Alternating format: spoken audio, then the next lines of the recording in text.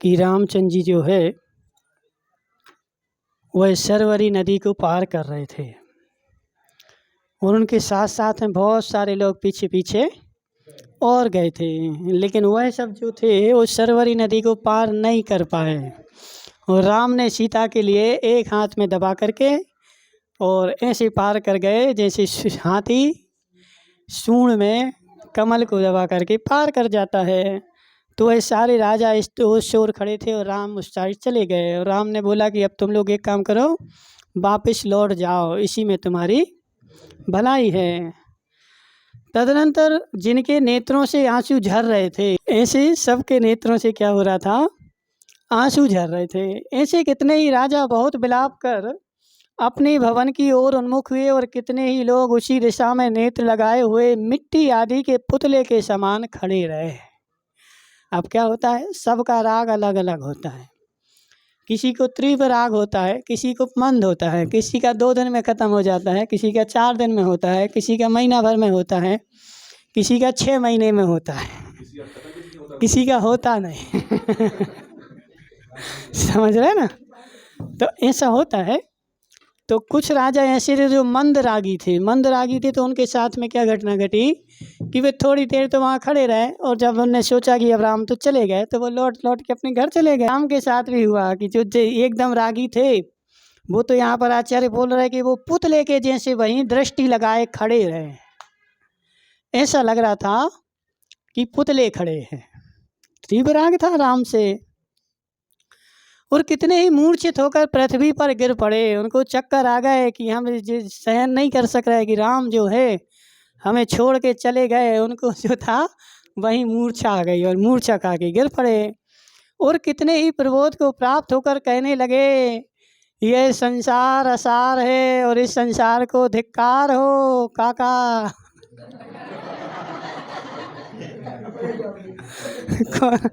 कौन बोल रहे, देखो जिनको राम छोड़ करके चले गए थे वो वहाँ लोग बैठे हुए हैं और वो बैठे बैठे कुछ तो घर चले गए, कुछ वहीं पुतले के जैसे खड़े रहे और कुछ को चक्कर आ गए और कुछ प्रबोध को प्राप्त हो गए। और जो प्रबोध को प्राप्त हुए थे वे क्या बोल रहे हैं कि यह संसार असार है, इस संसार को धिक्कार है तथा सांप के शरीर के समान भय उत्पन्न करने वाले इन नश्वर भोगों को धिक्कार है।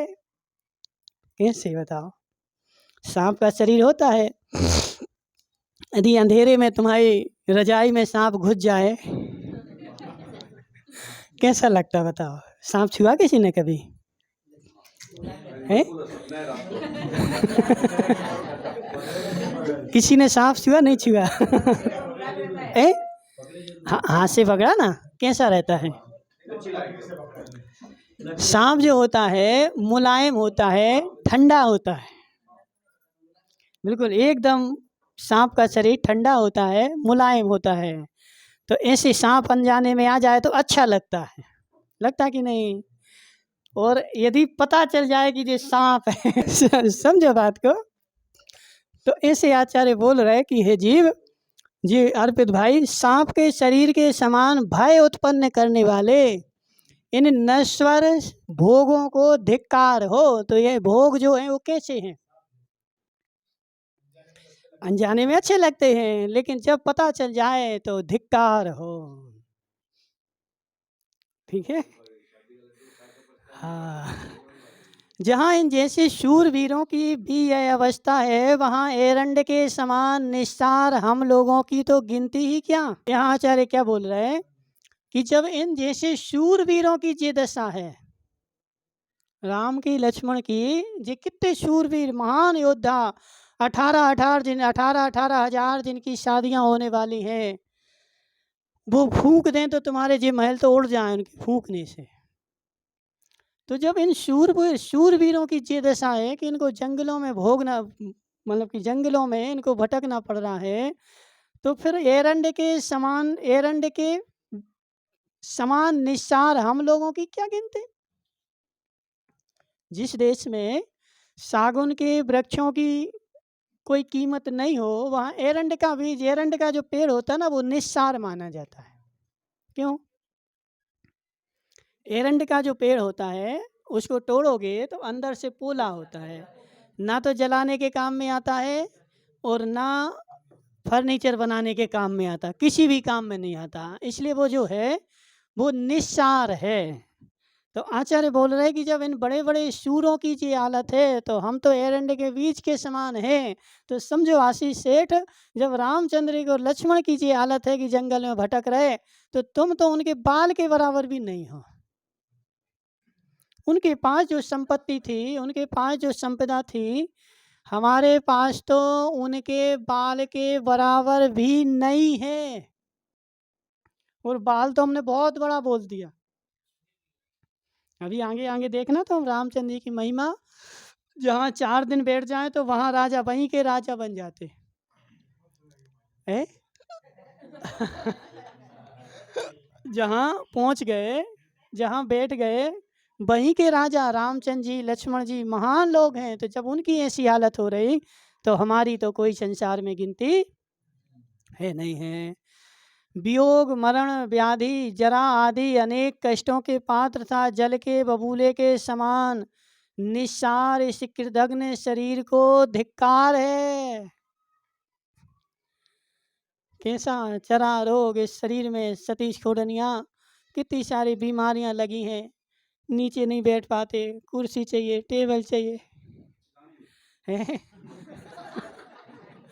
गर्मी लगती है? नहीं समझो बात को। तो आचार्य बोल रहे कि ये जो शरीर है वो कैसा है, जल के बबूले के समान निस्सार है। जल का बबूला किस काम का? संजीवन भाई बताओ। अब देखो तुम्हारा भाई है, तुमसे भी वो कई गुना ज़्यादा होशियार था कि नहीं? लेकिन उसका एक्सीडेंट हो गया, अब किस काम का? तो ऐसे जो शरीर है ये कैसा है, जल के बबूले के समान है, कोई काम का नहीं है। अपन जी भले सोचते रहें कि हम ऐसे हम ऐसे हम ऐसे, कोई मतलब नहीं है। इस शरीर का एक वायर निकल जाए, बोलो 18 लाख की गाड़ी लाए तुम, लाए कि नहीं? अंदर का एक नट निकल जाए, अब 18 लाख की गाड़ी बीच जंगल में खड़ी रहे, अब नहीं चले वो। और नहीं निकले नट, एक टायर में जो है एक सुई गुच जाए, एक कांटा टायर में चला जाए, 18 लाख की खड़ी रहे, तो 18 की हो चाहे 50 की हो, समझ रहे ना? तो ऐसे जो शरीर है बड़े तुम्हारा सुंदर है, अच्छा है, मोटा है, लेकिन एक नस यहाँ की यहाँ हो जाए, किस काम का है बताओ? समझ रहे ना? तो इस शरीर जो है वो जल के बबूले के समान निस्सार है।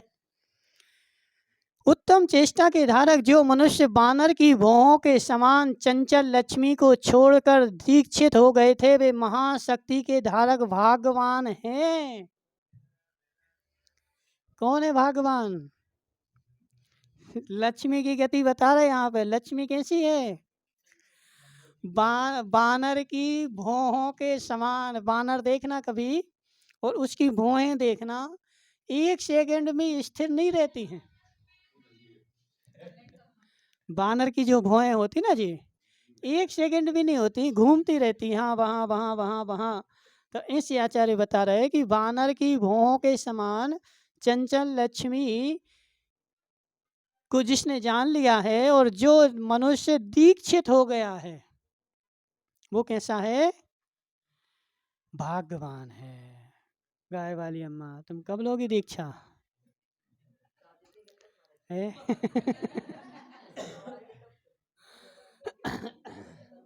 तो ऐसे ये सब चिंतन करना पड़े जब जाकर के भाव जगे, ऐसे थोड़ी जगने वाले हैं। हाँ, तुम सोचो कि घर पे सोफा पे बैठे रहें है? इस प्रकार वैराग्य को प्राप्त हुए अनेक उत्तम मनुष्य दीक्षा लेने के सम्मुख हो नदी के उस तट पर घूमने लगे। बहुत सारों को वैराग हो गया और वो यहाँ वहाँ घूमने लगे कि अब हमें क्या करना है, तो दीक्षा लेना है। तदनंतर उन्होंने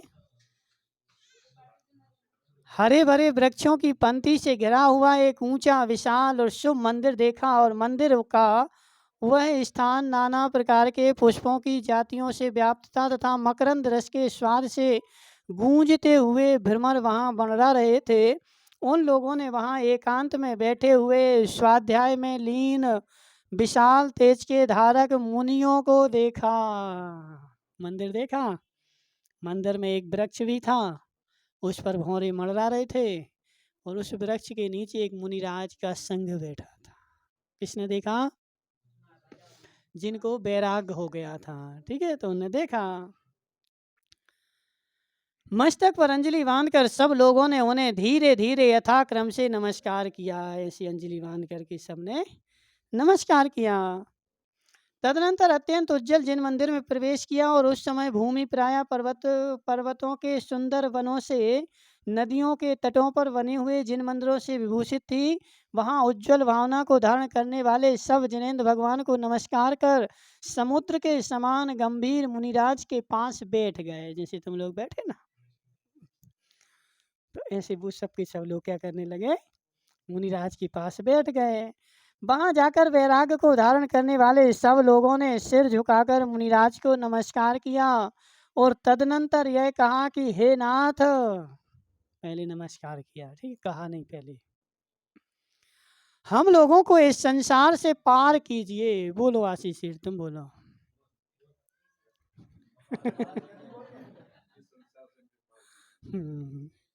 तो ऐसे उन लोगों ने बैठ करके मुनिराज से बोला कि हे भगवान, हमें क्या करो तुम, इस संसार से पार कीजिए। इसके उत्तम में मुनियों के अधिपति सत्य केतु आचार्य ने ज्यों ही तथास्तु वे शब्द कहा, त्यों ही सब लोग हम संसार से पार हो गए। यह करते हुए सब लोग परम संतोष को प्राप्त हुए। महाराज ने कहा तथास्तु। तथास्तु मतलब ऐसा ही हो, ऐसा ही होगा, ऐसा उनने कह दिया। तो सबको खुशी मिल गई कि मुनिराज ने बोल दिया कि सबको पार करेंगे और हम पार हो जाएंगे। ये कहते हुए सब लोग परम संतोष को प्राप्त हुए, और विदग्ध विजय मेरु क्रूर संग्राम लोलुप श्रीनांग दमन धीर सट शत्रुदम धर विनोद कंटक सत्य कठोर प्रियदर्शन आदि अनेक राजाओं ने दिगंबरी दीक्षा धारण कर ली। राम के वियोग में इतने सारे राजाओं ने, आदि लिखा ना, तो आदि तो जी मुख्य मुख्य बता दिए, और भी बहुत सारे थे। इन सब ने घर नहीं गए लौट के। संसार को धिक्कार हो, शरीर को धिक्कार हो, इन भोगों को धिक्कार हो, ऐसा कह करके, और सब के सब ने क्या किया? दीक्षा धारण कर ली। ऐसा चतुर्थ काल होता था। इनके जो सेवक थे वे हाथी घोड़ा आदि सेना को लेकर उनके पुत्रों को सौंपने के लिए शीघ्र ही नगर की ओर गए, और उस समय वे सेवक अत्यंत दीन एवं लज्जा से युक्त हो रहे थे। अब जो सेवक थे उनके घोड़ा वगैरह बचे थे, उनकी सोना चांदी वगैरह होगा तो वो उठा लिया होगा, और भर करके अपने घोड़ों पे लाद करके कहाँ चले गए? अपने अपने बेटों के पास। लेकिन वो जो थे लज्जा से युक्त हो रहे थे। क्यों हो रहे थे लज्जा से युक्त?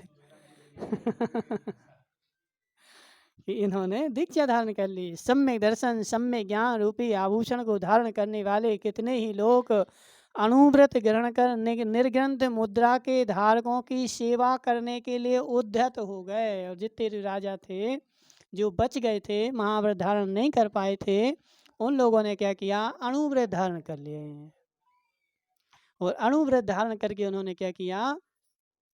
उन निर्ग्रंथ मुद्रा के धारकों की सेवा करने लगे। पतले सतीश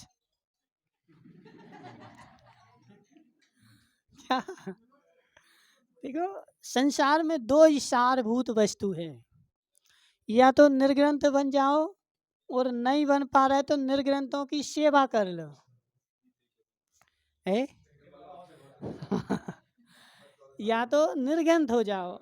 यदि नहीं है शक्ति, नहीं कर पा रहे, कोई दिक्कत नहीं, निर्ग्रंथों की सेवा कर लो, तो शरीर का सार है और शरीर का मतलब है। और जो आदमी ये दो काम नहीं कर पा रहा है, उसका जीना संसार में भारभूत है।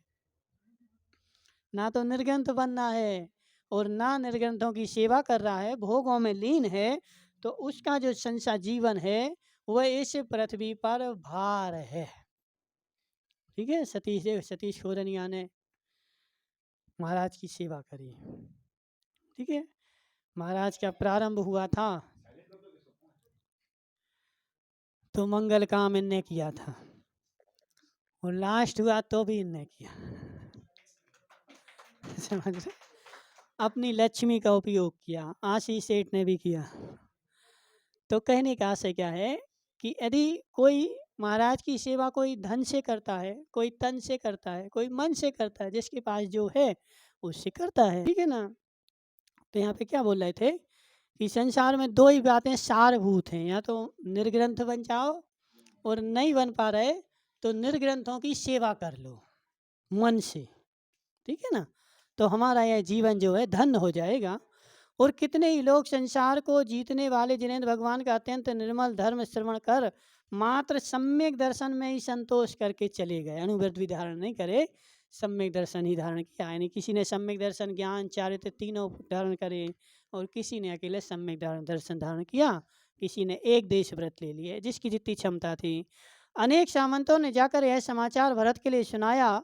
सो भरत कुछ ध्यान करता हुआ सुख से बैठा था, परंतु यह समाचार सुना तो वह थोड़ा सा दुखी हो गया। अथानंतर सम्यक प्रबोध को प्राप्त हुए राजा दशरथ स्वस्थ चित्त को धारण करने वाले भरत का राज्याभिषेक कर राम के वियोग से कुछ संतप्त चित्त को धारण करते हुए सांत्वना देने पर भी जो अत्यंत विलाप कर रहा था, ऐसे व्याकुल अंतापुर को छोड़ नगरी से बाहर निकले, और उस समय शोक रूपी सागर में डूबे हुए परिजन उनकी ओर निहार रहे थे, और उन्होंने गुरु के समीप जाकर के सर्वभूत हित नामक मुनिराज से दीक्षा धारण कर ली। वहाँ बहुत सारे राजाओं की हो गई, हम इतनी सारी हो गई, यहाँ तो कोई नहीं ले रहा है। वहाँ देखो इतने सारे राजाओं ने ले ली। यहाँ जैसे ही उनका समाचार मिला तो दशरथ ने भी ले ली, अंत पर रोता रहा, और इतने सारे लोगों की दीक्षाएं हो गई। ओम नमः सिद्धेभ्याम।